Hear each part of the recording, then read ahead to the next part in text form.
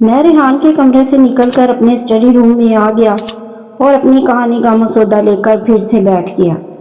میں کوٹ کی جیب میں 3 سکے لیے 3 برگر خریدنے کے لیے راحت بیکری پہنچا۔ میں نے جاتے ہی 3 برگر کا آرڈر دے دیا۔ لڑکے نے 3 برگر پیک کر کے 120 روپے کا بل کاٹ کے میرے ہاتھ میں تھماتے ہوئے کاؤنٹر کی طرف اشارہ کر دیا۔ میں شاپنگ بیگ اٹھائے کاؤنٹر پر پہنچا، بل کاؤنٹر پر دیا اور خود اپنی خالی جیبیں ٹٹولنے لگا۔ 2 منٹ تک میں یہ ڈرامہ کرتا رہا۔ کاؤنٹر والا مجھے غور سے دیکھ رہا تھا کیونکہ میں کبھی بھی اچھا ایکٹر نہیں رہا۔ کاکا شاپر رکھ دے اور پیسے لے آ، پھر لے جانا برگر، کاؤنٹر والے نے بڑے اسٹائل سے کہا۔ مجھے ایسے لگا جیسے اس نے میری غربت کو گالی دی ہو۔ یہ سننے کے بعد بھی میں شاپر نہیں رکھ سکتا تھا۔ ایک لمحے سوچا دوڑ لگا دوں، پھر خیال آیا پکڑا گیا تو کسی کا مان ٹوٹ جائے گا، کروں تو کیا کروں۔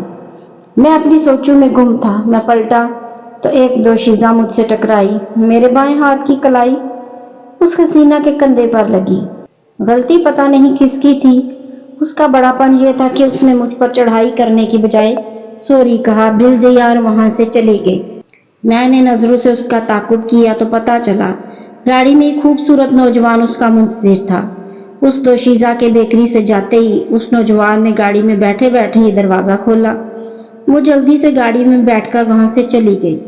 جب میری کلائی اس دوشیزہ کے کندھے سے لگی تھی، مجھے احساس ہوا کہ میرے ہاتھ میں تو کیسیو کی برانڈ نیو گھڑی بندھی پڑی ہے۔ میں نے وہ گھڑی اتاری اور کاؤنٹر پر بیٹھے ہوئے شخص کو بل کے ساتھ دے دی۔ جتنے فخر سے میں نے اس کو گھڑی پیش کی تھی، اس نے کہیں زیادہ حقارت سے کاؤنٹر پر بیٹھا ہوا شخص بولا، کاکا یہ بیکری ہے، گھڑیوں کی دکان نہیں۔ آپ یہ گھڑی رکھ لیں، میں 20 روپے آپ کو دے جاؤں گا اور اپنی گھڑی لے جاؤں گا۔ اپنی گھڑی پکڑ شاپر رکھ اور نکل۔ اس آدمی نے باقاعدہ میری بے عزتی کر دی تھی۔ میرا دل چاہا ایک زور سے لگا دوں اس کے کان کے نیچے، غریب ہوا تو کیا ہے، ہوں تو گوال منڈی سے، لیکن یہ بھی اس مسئلے کا حل نہیں تھا۔ میں نے مفاہمت کا راستہ اختیار کیا اور بڑی معصومیت سے کہنے لگا، چاچا جی برگر مجھے کسی بھی قیمت پر لینے ہیں۔ ٹھیک ہے تو پھر تم یہ گھڑی مجھے 120 روپے میں بیچ دو۔ رات کو مالکوں کا حساب دیتے ہوئے 120 روپے کی جگہ گھڑی تو نہیں دے سکتا۔ گھڑی میں خود رکھ لیتا ہوں اور 120 روپے اپنی جیب سے حساب میں ڈال دیتا ہوں۔ مگر یہ تو بالکل نہیں ہے، آج پہلی بار ہی پہنی ہے، اس کی قیمت تو 120 سے زیادہ ہے۔ میری باتوں سے اس شخص کے کان پر جوں تک ماریں گی۔ اس نے گھڑی میری طرف کر دی۔ میں نے گھڑی پکڑنے کے بجائے وہ شاپر پکڑنا بہتر سمجھا جس میں 3 برگر تھے۔ جب میں پلٹا تو وہی دوشیزہ جس سے میری ٹکر ہوئی تھی مجھے غور سے دیکھ رہی تھی، جیسے پہچاننے کی کوشش کر رہی ہو۔ میں نے دیکھا نہیں تھا۔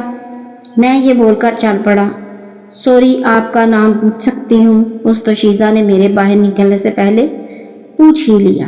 مہروز ماجد، آپ سے مل کر خوشی ہوئی، مجھے بھی، میں نے اسے جواب دیا اور بیکری سے باہر نکل آیا۔ 120 کا بل دل کے اوپر لگی ہوئی جیب میں رکھ لیا۔ بہت ٹیسٹی ہے، مزہ آ گیا، سندس نے برگر کی پہلی بائٹ لیتے ہی کہہ دیا تھا۔ بسما نے اپنے برگر کے اوپر سے سفید کاغذ کا لباس اتارتے ہوئے میری طرف دیکھا۔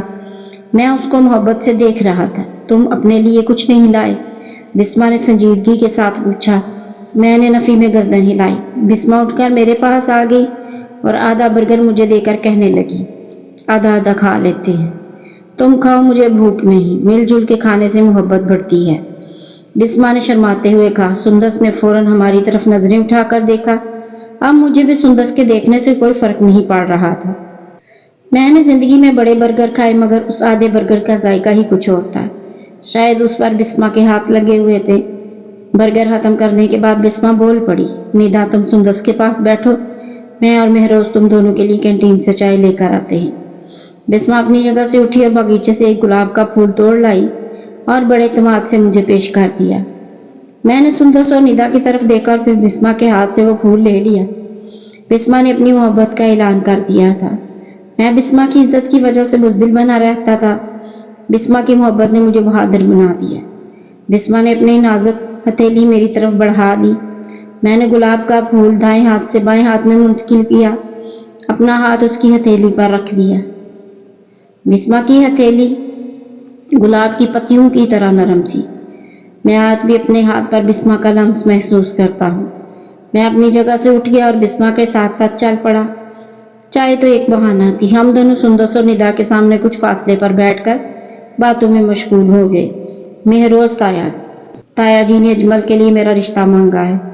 अम्मी ने यह कहकर बात टाल दी है कि मैं अभी पढ़ रही हूँ, तुम भी तो कुछ करो, अम्मी और नानी को रिश्ते के लिए भेज देता हूँ।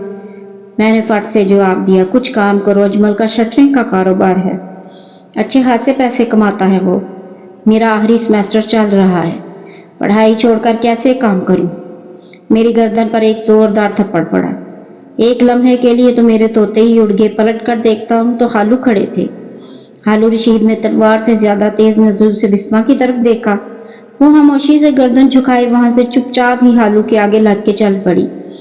हालू रशीद मुझे 2-4 और लगा देते अगर मैं पब्लिक प्लेस पर ना होता। इस बेइज्जती के बाद नानी से मिलने की भी हिम्मत ना हुई। मैं गर्दन झुकाए कैंट से पैदल ही ग्वाल मंडी की तरफ चल पड़ा। कनार रोड से माल पर चढ़ते हुए मैंने नहर की तरफ देखा जिसमें गंदा पानी बहे जा रहा था। मेरा दिल चाहा कि इस गंदे पानी में छलांग लगाकर जान दे दूं, मगर यह तो छोटी सी नहर थी। यह सिर्फ मुझे गीला कर दी, डुबो नहीं सकती थी, क्योंकि मैं बड़ा अच्छा तैराक था। तैराक ना भी होता, ढीठ आशिक ऐसे थोड़ी मर जाते हैं। जब तक वो अपने हिस्से की रसवाई न पी लें, तब तक नहर का गंदा पानी भी उनकी हलक में नहीं जा सकता।